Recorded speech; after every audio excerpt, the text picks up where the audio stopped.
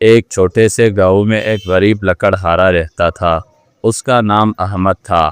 احمد بہت محنتی اور ایماندار انسان تھا۔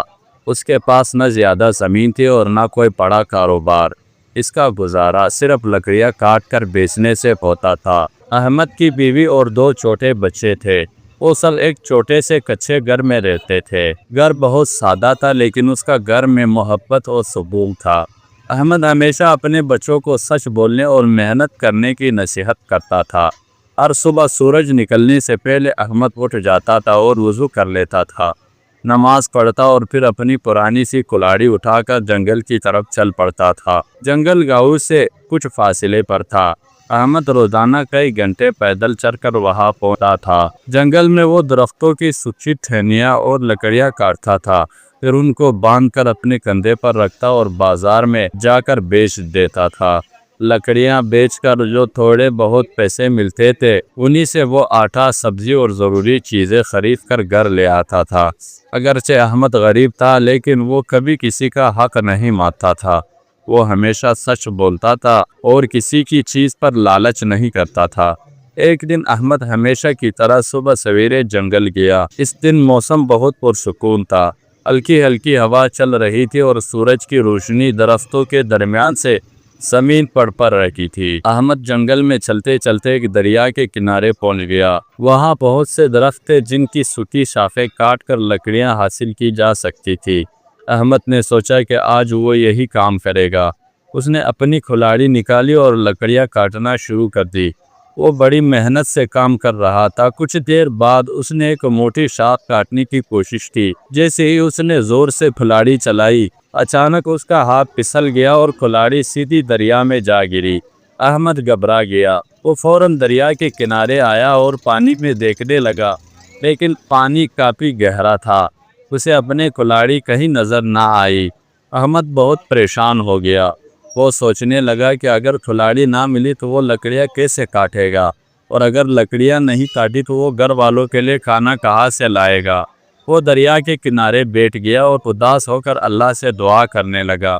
کچھ دیر بعد اچانک دریا کے پانی میں ایک ہلکی سی روشنی نظر آئی۔ پھر پانی سے ایک فرشتہ ظاہر ہوا۔ فرشتے نے نرم آواز میں احمد سے پوچھا، اے انسان، تم اتنے پریشان کیوں ہو؟ احمد نے ادب سے جواب دیا، میری کھلاڑی دریا میں گر گئی ہے۔ میں بہت غریب آدمی ہوں، اسی کھلاڑی سے لکڑیاں کاٹ کر اپنے بچوں کا پیٹ پالتا ہوں۔ اب میں نئی کھلاڑی خرید بھی نہیں سکتا۔ فرشتہ احمد کی بات سن کر دریا میں غوطہ لگا کر نیچے چلا گیا۔ کچھ دیر بعد وہ واپس آیا۔ اس کے ہاتھ میں ایک چمکتی ہوئی سونے کی کھلاڑی تھی۔ فرشتے نے احمد سے پوچھا، کیا یہ تمہاری کھلاڑی ہے؟ احمد نے غور سے دیکھا۔ وہ کھلاڑی بہت قیمتی تھی، لیکن احمد نے سچ بولتے ہوئے کہا، نہیں، یہ میری کھلاڑی نہیں ہے، میری کھلاڑی تو لوہے کی تھی۔ فرشتہ دوبارہ دریا میں گیا۔ اس بار وہ چاندی کی کھلاڑی لے کر آیا۔ اس نے پھر پوچھا، کیا یہ تمہاری کھلاڑی ہے؟ احمد نے پھر سچ بولتے ہوئے کہا، نہیں، یہ بھی میری نہیں ہے۔ فرشتہ تیسری بار دریا میں غوطہ لگا کر گیا۔ اس بار وہ ایک سادہ لوہے کی کھلاڑی لے کر آیا۔ جیسے ہی احمد نے اسے دیکھا، اس کا چہرہ خوشی سے چمک اٹھا۔ وہ فوراً بولا، جی ہاں، یہ میری کھلاڑی ہے۔ فرشتہ احمد کی سچائی اور ایمانداری سے بہت خوش ہوا۔ اس نے مسکرا کر کہا، تم ایک سچے اور ایماندار انسان ہو، اس لیے انعام کے طور پر میں تمہیں یہ تینوں کھلاڑیاں دیتا ہوں۔ یہ سن کر احمد حیران رہ گیا۔ اس نے خوشی سے فرشتے کا شکریہ ادا کیا اور اللہ کا شکر ادا کیا۔ جب احمد سونے، چاندی اور لوہے کی کھلاڑیاں لے کر گھر پہنچا تو اس کی بیوی اور بچے بہت حیران ہوئے۔ احمد نے انہیں پوری بات بتائی کہ کیسے اس نے سچ بولا اور فرشتے نے خوش ہو کر اسے انعام دیا۔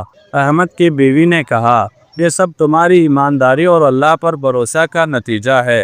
احمد نے جواب دیا، انسان کو ہمیشہ سچ بولنا چاہیے۔ چند دن بعد گاؤں میں احمد کی اس بات کی خبر پھیل گئی۔ لوگ حیران تھے کہ ایک غریب لکڑہارے کو اتنا بڑا انعام کیسے ملا۔